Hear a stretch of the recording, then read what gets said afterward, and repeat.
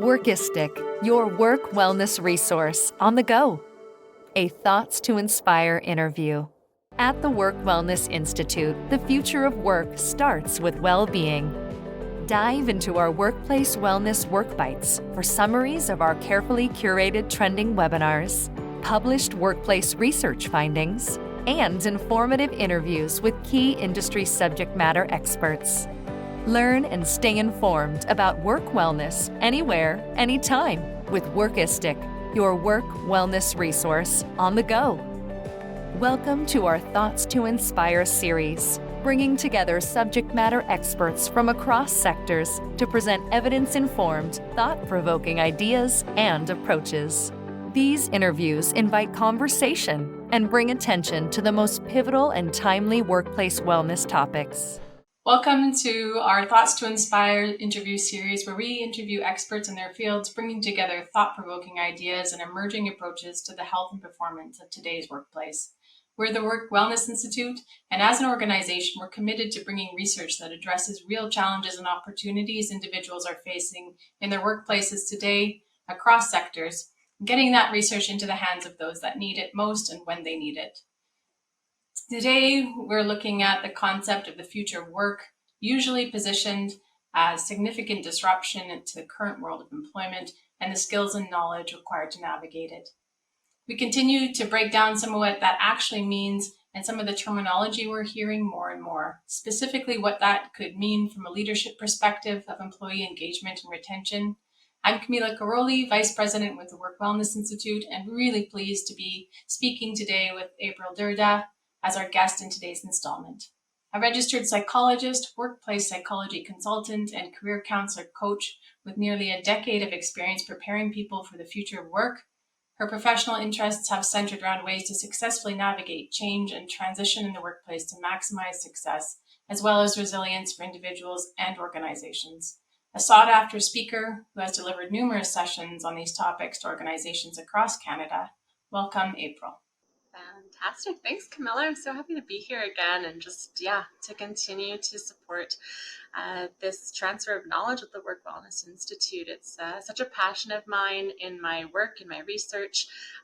Times of transition have always been what's drawn me to a sense of purpose through what I do, whether that be helping individuals. So a large part of my work is with an organization called Canada Career Counseling, a national brand working one-on-one, helping people transition in their careers, develop in their careers. And then from an organizational lens too, I spent some time as a management consultant too, working in the corporate world. So helping organizations transition into the future of work and maintain high levels of employee engagement, productivity, wellness. So I am really pleased to be able to hopefully speak to both sides of that coin today, and have a really great conversation. We're very happy to have you, especially with all of the talk as there has been. I know we living in Canada have the Future Skills Center put in place over the last few years to deal with some of these issues and provide funding for some of these issues. We've just experienced the writers' strike down in the States, and some of the main topics that have been very unique to those strikes, including AI and the role of AI in that field. So definitely an important conversation and contribution to continue to work on. But I do think there's a lot of confusion about what it actually means when you break it down, because we talk about today's skills as the future of skills in the future. So when we're thinking about the future of workplaces, what are the main themes you're seeing coming up again and again? It's a great question, and you've already touched on some really interesting things, like with the writers' strike and political tension and those sorts of things. I think that all trickles down into our work environments, and it's just a time of tumultuousness, if that's a word. But I think for employees in particular, shorter tenure is a big thing. We're seeing quit rates that are really high right now. They'll probably remain high. Numbers ranging from 40 to 70%, depending on the source, of people considering leaving their jobs this year alone. And there's so much transaction and transition in the workforce right now. I don't think that's necessarily a bad thing. Turnover can be very healthy. Many people now actually see job hopping as a really good opportunity to gain experience, to seek out variety. But for organizations concerned with retention, when we ask people why they're leaving their workplaces, it's usually because of a perceived opportunity elsewhere. And that can be in the form of advancement, usually an increase in status, an increase in salary. And what that says to me is that right now and going into the future of our workplaces, people are really focused on their career development. And that's a fantastic thing. But the fact that they're seeing the best way to do that is by leaving their organizations, that's somewhat problematic in my opinion. So the employee experience is something that I think really needs to be looked at and invested in going forward, which I'm sure we'll talk a lot about today, as it's a topic I'm really passionate about promoting. But as far as future workplaces go, that employee experience is going to be huge. It really does seem like it's still very much an employee's market, if that's actually a term. But there's a lot of focus on the employee having options to do that. Yeah, absolutely. And as I said, that certainly isn't a bad thing. And as long as organizations are able to offer what people are looking for through their workplaces, so the immediate reaction isn't anymore to job hop in order to advance in your career, which I think is the common sentiment right now, then we'll still be able to maintain strong cultures. We'll still be able to have high retention, talent retention, and I think a lot of organizations and people would benefit from that. So how could employers start to support the skills that perceived skills employees gain from job hopping in the workplace? Yeah, I mean, it's a really good question. So in terms of that retention, how do we keep people around? I think a large part of that is going to be ensuring that we're invested in development of our people. And so ensuring that our attention is really invested in looking at how can I support the growth of the people I lead, the staff in this environment, and being keen to understand what that looks like at an individual perspective. I think we really have to get a little bit more granular in terms of how we're thinking about growth and development. Most organizations, employers will tend towards the side of feeling like people want to be promoted, for example. And that's not always the case. We know at any given time, only about 10% of people, if you're a leader, want your job. So if we're really having an open mind towards what it looks like to support growth and development of people, and that can be through points of connection, through having stay conversations, by inquiring about what does it look like for you to want to stay and work for this organization long term? How do you want to grow? Where do you want to invest your energy? What are you motivated to do?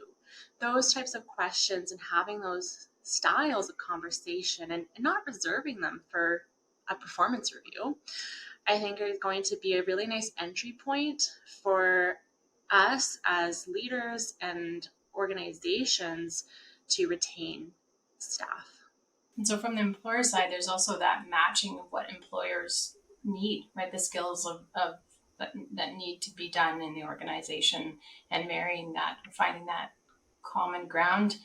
Are there trends of skills that you're finding that are most needed in the labor market right now, that would satisfy the employers today, but also kind of in the near and far future? Yeah. And I'm thinking I'll start, sorry if it's okay, with the skills of employees and what people might most need. And then maybe we can talk about that from a leader perspective too. But as far as an individual contributor goes, I think there's a really interesting trend we're seeing right now is people are very heavily focused on upskilling and credentialing. I know that's a requirement for a lot of roles, but it's actually those transferable skills that set people apart, in my opinion. And those are really invaluable. So when a client comes down and sits with me, the first thing they ask is, what skills do I need to develop in order to get into this new role? What education do I need? Do I have to go back to school? And I'll usually say, let's look backwards first. Let's see what skills you've already developed that are going to serve you well going forward. Of course, if you're applying for a job that requires a certain degree or education, the reality is that just about everyone, if not everyone else applying for that job, will have the same training. So I caution people from focusing too heavily on that in their preparation for work. So what I see then is this need and this call for, it could be soft skills, it could be transferable skills at all levels. Highly technical, specialist roles, the hiring manager will say, I can teach technical skills, but what I really need is someone who can work as part of a team. It's even showing up in leadership across industries right now too. So folks are being hired from outside the industry because they bring experience as a leader. And these are trends we're really seeing everywhere. So those transferable skills, whether it's leadership, communication, problem solving, teamwork, they're critical, and yet people really struggle to express them in, say, for example, a job application. And so over the years, my research has really focused on what makes people successful at finding jobs compared to others, especially if there's that high degree of equivalence on paper. And I'll tell you a story about a time I interviewed an engineer once, and he told me that his hiring manager told him he was a successful candidate because he listed on his resume that he played competitive hockey. And this sort of came into the conversation during his interview, during the hiring process. And he was able to demonstrate a level of collaboration and leadership that no other candidate applying for the role was able to do. So yes, those technical abilities that people seem to really be focused on right now are key. The credentials are necessary, but they're often not sufficient. So the skills beyond that, I think, are really the difference maker right now. And I don't want people to be afraid of bringing that into the conversation. I kind of hear this idea almost of skills literacy, like know what you know and then know how to articulate what it is that you know and what you can bring to the table. Yeah, so much of the work is digging in, right? What do I already know and how do I demonstrate that? Yeah. And so some of those trends you were talking about in terms of job hopping and looking for growth, as almost a hunger to grow and learn, which is kind of breaking more conventional, like climbing the ladder type approaches. There is a lot of terminology that is popping up in the last couple of years and becoming household words, and you see them in the papers all the time, or you hear them, the concepts like quiet quitting and quiet hiring. Are you able to just tell us a little bit more what on earth the concept mean, but they mean for the future of work, and what we should know about them? And are there other terms coming our way to look out for? I love that question. And yes, so I'll start maybe by defining each of those concepts first. And I will mention that these practices aren't actually new. So even though we're hearing quiet quitting, quiet hiring showing up a lot, it doesn't mean that these things are new practices. We've just given them attention now and a name for them, which I think is really interesting. But quiet quitting is really just the practice of doing the minimum that's required of you in your job. There's no extra effort, time, energy that's being put into the work. And this was really actually prized for a while by the workforce. People kind of rallied around it, and it was seen as a way of setting good boundaries. And I'm all for good boundaries, but I also think it's important to care about our work and be cared for at work. So in my opinion, quiet quitting isn't just about people reclaiming their boundaries. It's about people feeling like they don't need to or they can't give any extra. They're not going to be recognized, compensated, or worse, it might even compromise their health or their well-being to go above the bare minimum. So I think quiet quitting is actually a band-aid solution to a more systemic problem, which is that our work environments aren't designed for sustainability. And we haven't created work environments that are psychologically safe enough for people to feel that they can talk about their concerns. And we haven't trained leaders to have good conversations with their workforce about how they're doing. And so people really feel like they're not getting a lot out of their work. So why should I put a lot in? And I think that's a pretty unfortunate reality right now. And the uncovering of quiet hiring is actually a really good example of just that. And we're hearing a more extreme form of it now, which is quiet cutting. These workplace Sorry, practices. quiet what? He's Quiet cutting. cutting. Yeah. Oh. So cutting. Yeah. So it's more extreme form of quiet hiring, but essentially giving people more without recognition of that. So similar to the quiet hiring practices, which are a little bit more subtle, and quiet cutting is really cutting down the workforce, doing more with less. And I find these practices even more dangerous because doing more is sometimes being sold as an opportunity under the guise of professional development, growth, the ability to learn, even maybe an implicit expectation that maybe one day this will turn into something good in return, almost like an opportunity. But the reality is that people are being asked to do more, take on more at work, more responsibility, increase their workload, but they're not being recognized. There might be a concept, an idea that it will come, right? If I grind it out now, I'll benefit from it later. But they're not receiving promotions. They're not getting their salary increased. And that's what we should be paying attention to.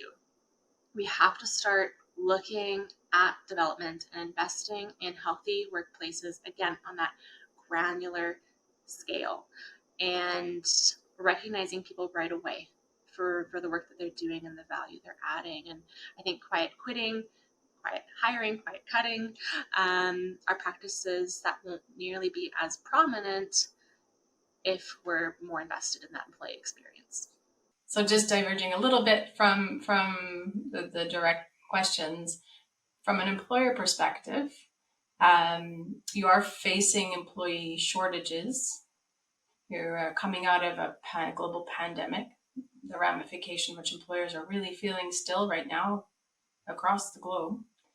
And there is a need from the employer side that employees can be a bit more flexible, to maybe not take on the world, but kind of participate in their team or help their team out with that. So in a way, what can we tell employers, or maybe, and this might be a bigger question, how do you do that? What are employees looking for? Because the research says sometimes that if we're not looking necessarily at that traditional climb the ladder, the corporate ladder, and compensation doesn't always, that's not always what they're looking for. What are employees looking for that would maybe make them stay? So even if it is guised as opportunity or for development, just that fine line that employers have to walk. What is it from your experience that employees are really looking for?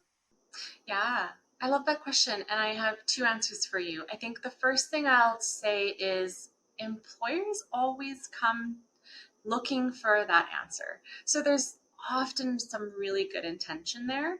And I find myself repeating to executives, directors all the time, ask your people, right? It's not necessarily a one size fits all.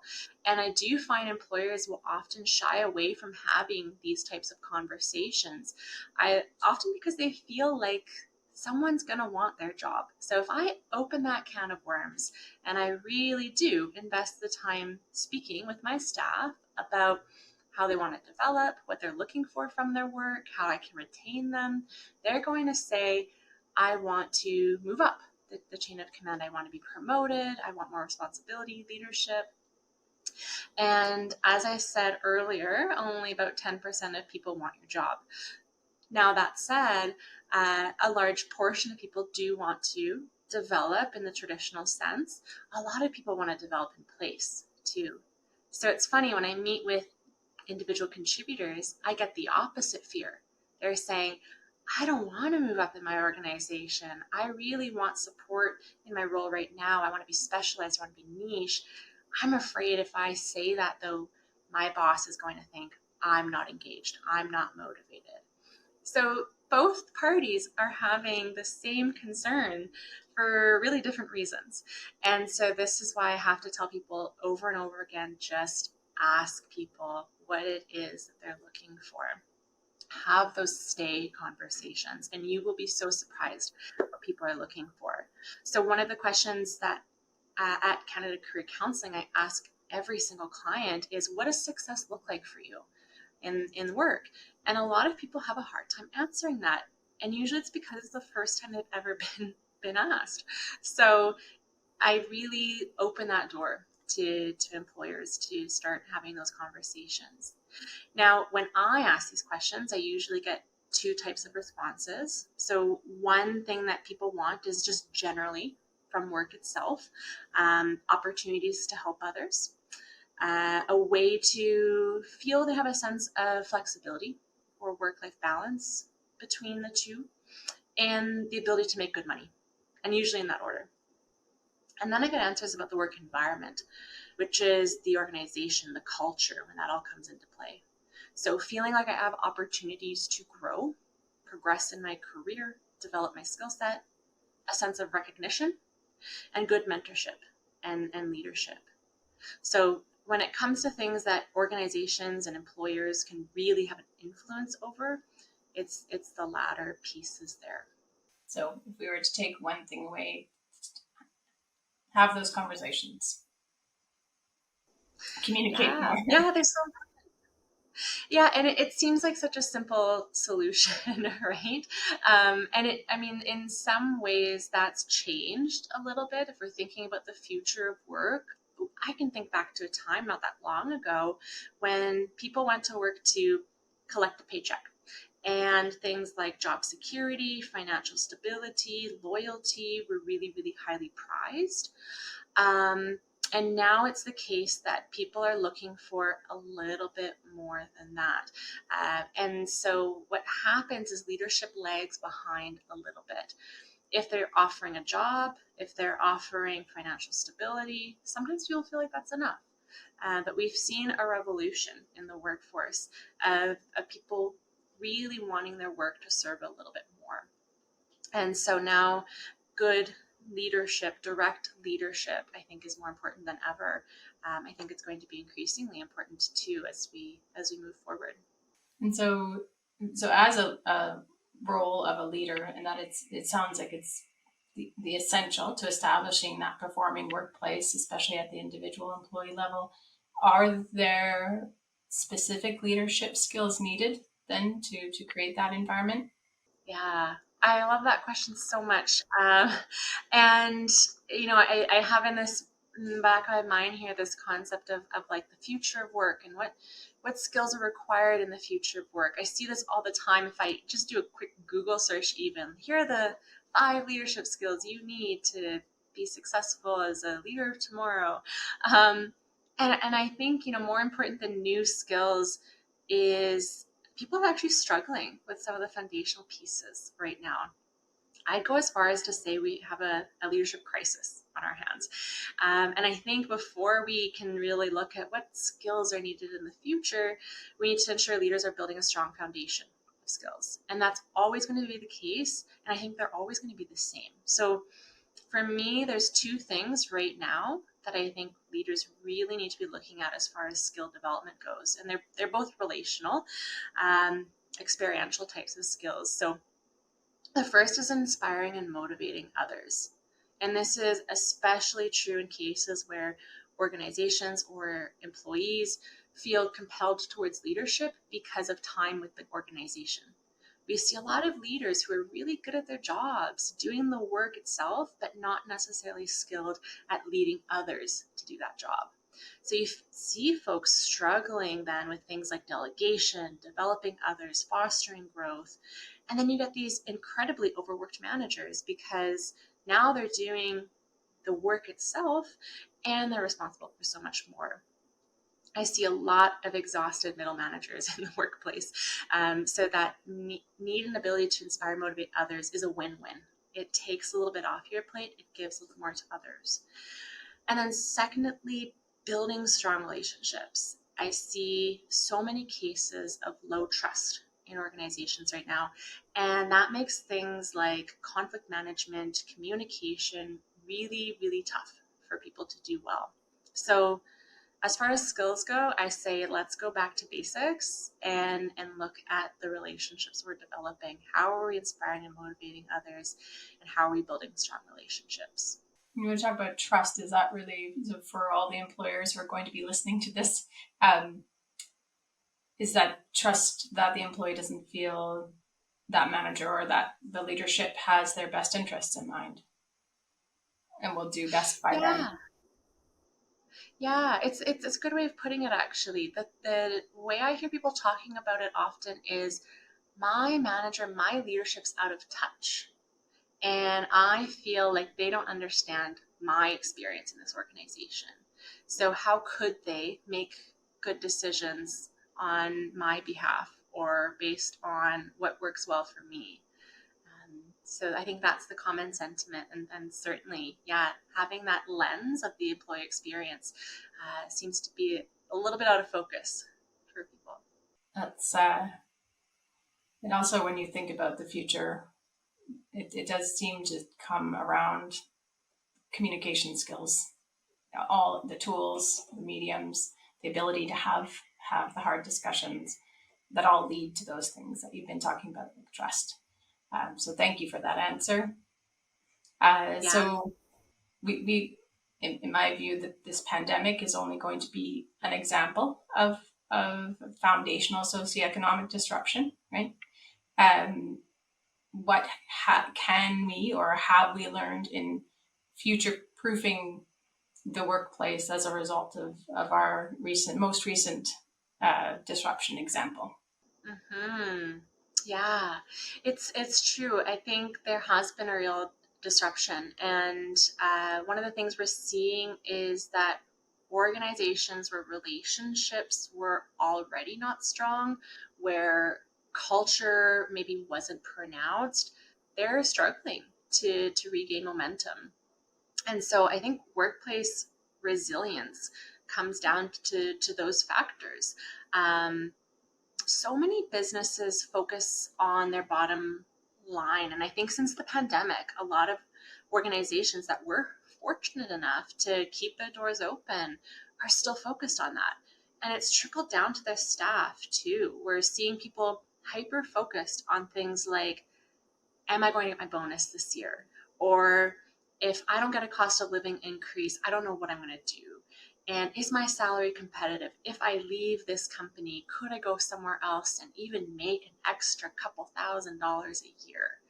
So those financial pieces are really top of mind, and for good reason. We were in a state, if you're thinking of a hierarchy of needs, of kind of survival mode, right? And as a business, it does come down to those dollars and cents. But now we're seeing a lot of the anxiety around that now as businesses and employees, and that's lingering. So I certainly don't think we should overlook the financial element of how our workforce has been disrupted. But I do think if we also focus on building strong cultures and strong connections within the workplaces, we're going to be more resilient as people and as businesses to really ride out those waves. If we focus too heavily on just meeting people's financial needs and attracting them for that reason, they're going to leave as soon as something more attractive comes along.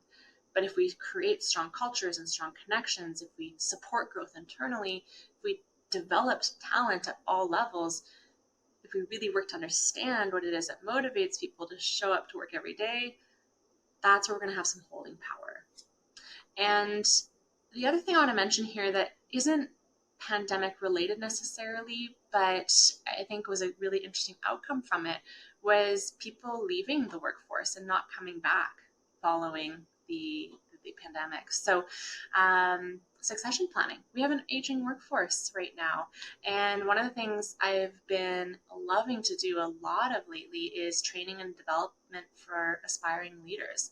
I love when organizations invest in the future of work by investing in their future leaders. So those are the two things that really stand out to me as far as disruption goes and what we can really learn from the pandemic. So in a sense, would you say we're experiencing the future right now in terms of that idea of what's needed to future-proof? I think so. Yeah, I think we're in a really interesting position right now. We are still in a tumultuous state. So quit rates remain really high. Layoffs are still happening. Turnover is above average. There is a lot of dissatisfaction in the workplace that people are experiencing and expressing. I don't know that we're necessarily in the future of work yet, but we're in this time where something's got to change, something's got to give. And what I think has been happening is there's become this burst, this opening of people really being open about how they're feeling. Social media has enabled that too. People aren't afraid to speak up. And I think that really comes right before a time where change has to happen. This level of discomfort creates change. What I don't think we have yet is a level of transparency. I think that'll be a real clear indication that kind of the future of our workplaces has arrived. And what I mean by that is right now people are expressing their dissatisfaction, but it's often indirectly. They're not feeling safe to talk about these things with their employers. And I find that information isn't making its way then to the people that who could potentially make a difference. So we're operating in a space where we're really directing our own career paths in kind of an isolated way. We're taking ownership for our own career direction, and that's great, but it can be overwhelming to feel like it's up to you and you alone to sort of find your path through your working life. So I'm excited, I'm hopeful for a day where people can not just be open about how they're feeling, but they can be transparent and vulnerable about what they need from their work, because I don't think it's unfair to ask for a lot from our workplaces in return and feel like we have the supports in place that we need. And again, I think that starts with leadership and a focus on the employee experience. Things that have to start today. So that the future is either going to come fast and furious or trickle in slowly. Either way, it sounds like, we have to act now. And sometimes some of the terminology has been hard, I think, for employers. The future always sounds like the future. We would start to work on that tomorrow. And what I'm hearing from you is that we really need to start working on that today. And by addressing some of these individual needs today, we'll have a better tomorrow for our workforce. And so my last question for you is, what are your true hopes? You've alluded to them, the transparency, but what are your hopes for the future of workplaces in your blue sky? Yeah. Well, and to your point, there's a call to action right now, right? And I think we need to listen to that and we need to respond to that. And it doesn't mean we have to revolutionize our workplaces. Yes, we're in a state of crisis right now, if I can say that. And I think there are quick wins, though, still too. I think there are things that people can be doing immediately, right away, so it doesn't feel so dark and dismal in terms of where we're at right now, and we can start moving towards that future of work quickly. And I use that term quick wins because I think there's little things we can be doing every single day immediately right now to create that change and build up that momentum. And so what I would say for that is we really need to start humanizing our workplaces. An interesting fact that I always speak about is that when we're able to hear and see people, so in other words, if we're picking up on cues other than just written text to inform our understanding of a message, and the more we see ourselves as having things in common with or in other people, the more we trust them, the more we can empathize with them. So what I want to see people doing right away is finding small ways to do that, to bring in that humanness, to recreate those connections. We talked about stay conversations, bringing in dialogue around development regularly, but even in smaller ways too. This can be like, as a leader, practicing vulnerability yourself with the people around you. Maybe it's as simple as having a Teams channel for your staff where you just talk about non-work related topics. Having managers spend time on the front line, learning the names of the people in your office and actually using them when you're speaking with them. This, I think, is going to open the door to that transparency I was speaking about. And I do think the invitation needs to be there before people will feel comfortable coming in. We have workplaces that aren't highly psychologically safe at the moment. So I really put that call to action out there for leaders and organizations. Find ways to humanize your employee experience. Take that first step. And I think that's where we're going to get a lot of that transparency we're looking for. Thank you, April. It has been so great to get a chance to sit down with you, albeit virtually, and capture your insight and contribution to this topic for our audience. And before we go today, is there anything you would like our audience to walk away with, some key messages from you? Yeah, absolutely. I love the conversation we've had today. And I think if I was just to summarize it in a few key points, the first thing I want people to know is that we're in an uncomfortable time and everyone's feeling that way. So one of the interesting stats I found recently was that 75 to 80% of people say that their company culture has changed since the pandemic. So know that we're in this time of disruption, this time of upheaval, of transition, and that's okay. Where you're in good company. The second thing I wanted to note is for leaders, talk to your staff about their development on a granular level. We know that's how we're going to maintain strong cultures. We know that's how organizations are staying resilient. And we know that that's how we're keeping retention and keeping talent. So have those conversations, have them often. Don't have performance reviews. Be the one time you connect on these sorts of things. And be sure you're willing to support people in the way that they would like to be supported.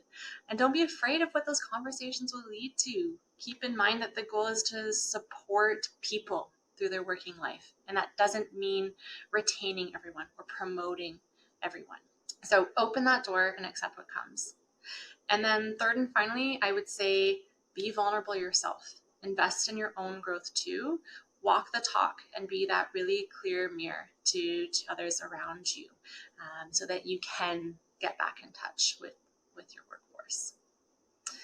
And I think that's about it for my takeaways. So thank you again so much for having me. Thank you for leading this conversation. I so appreciate the time and the discussion, Camilla, and really enjoy being here. Thank you. You can catch more of April's work through our Lectures on Demand series when you become a member with the Work Wellness Institute. April is also a valued member of the Work Wellness Institute Speakers Bureau, helping connect workplaces to the best speakers, as you can see, in work performance, the work performance space. So thanks to the Work Wellness Institute team and Merit Media Group for making this possible. Again, I'm Camila Caroli, and it was an absolute privilege to represent our organization in today's session. Continue your learning and connect with us at www.workwellnessinstitute.org.